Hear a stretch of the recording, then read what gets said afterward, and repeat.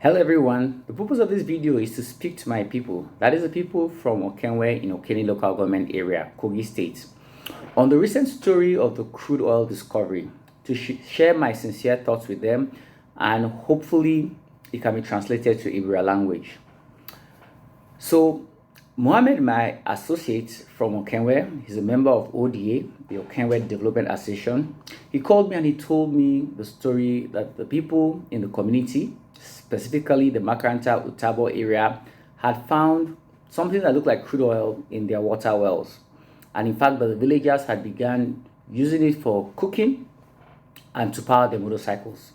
So I asked him to bring me some samples, one mixed with water. This is what it looks like. It smells like diesel mixed with kerosene. And one, they tried to filter the water. So I'm sending these two samples to the standard lab of an international oil and gas company. I appreciate them for the privilege given to me, and I'll share with us the test results shortly. But just to give you a little background about myself, my name is Oyisi Okatahi.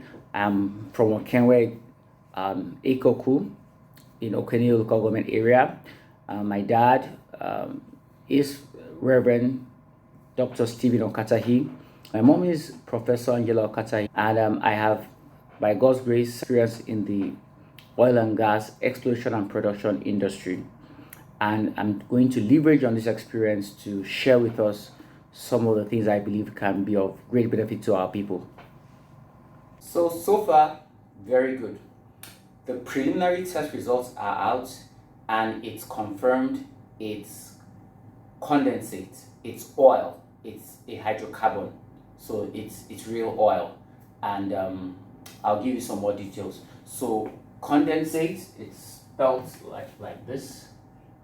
Condensate is high quality oil. It's light oil, and just to give you an idea, if you have, this is the land, the ground here, then you have the oil reservoir. And first of all, you have gas here, and because gas is lighter than oil, you have the oil. Then underneath you have the water, because oil is lighter than water, so it will float on water. So on top of the oil, the light crude oil is called condensate. So it's a premium, the best quality oil you can get. So that's really good news. And what would have happened is, here you have your water well. That's at Okengwe there, your water well. So I'm just trying to make this an amateur video, but I'm just trying to explain so that people can really have some understanding and put some things in context, not too detailed. And what would have happened is that you have here your water table here, what you call your water table. So what would have happened is that there would have been a seepage where oil would have escaped here, the condensate, through the gas to the water table.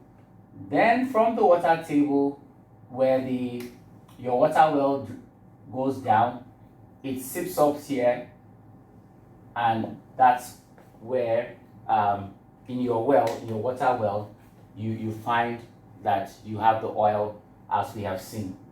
But the question, and what they call the most important question, is, are there commercial or economic quantity of oil here to make it economically viable? So we would need to drill not a water well, but now an oil well.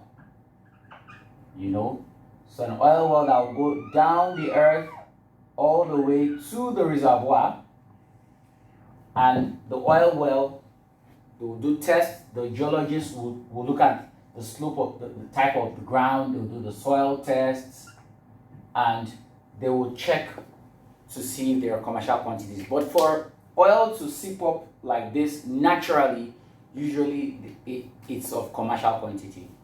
Then just to still put some context, that this oil or condensate is a hydrocarbon, and you know why they call it black gold is you can get your diesel.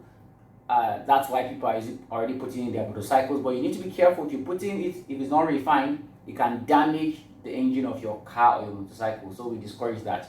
But when it works well, you can get your diesel, you can get your petrol, which we call gasoline, you can get kerosene, you can get your cooking gas, LPG, the aviation, what you use to fly planes, the aviation fuel, over 20 products, and thousands of indirect products from crude oil.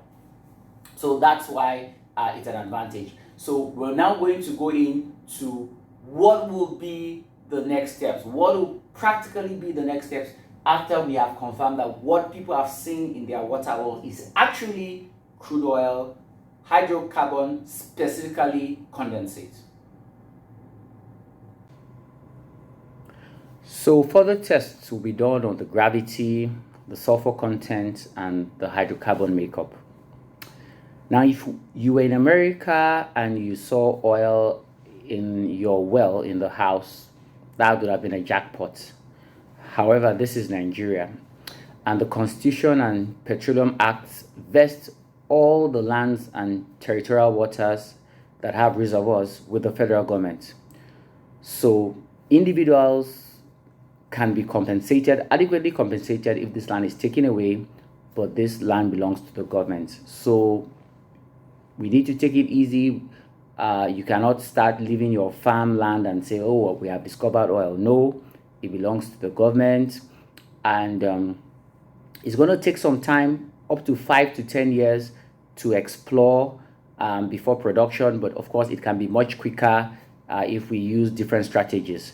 So the celebration should be modest and done with some kind of decorum. So fortunately, there is still a lot to gain. You know, the new Petroleum Industry Act gives 3% of the profits to the host communities, as well as the 3% NDDC contributions and the 13% derivation to oil producing states, which last year Kogi and Anambra joined the oil producing states. So typically, what is next? The government is really the people who have the power and the ability to further this. You have the NNPC, I don't know if they have a new name now with the PIA, and you have the Department of Petroleum Resources. You know, so there has to be the government's intervention in making progress. Now, I have also tried to reach out to His Excellency Governor Bello. I've sent him some text messages. I remember I worked with him when he appointed me the managing director of Kogi ADP, which I'm grateful for the experience. And I've also reached out to some of his aides to get to him. I know he's very busy, but I believe that we'll get responses soon. So 3 things I like to share is, number 1, safety. We need to do things safely. Number 2, profitable.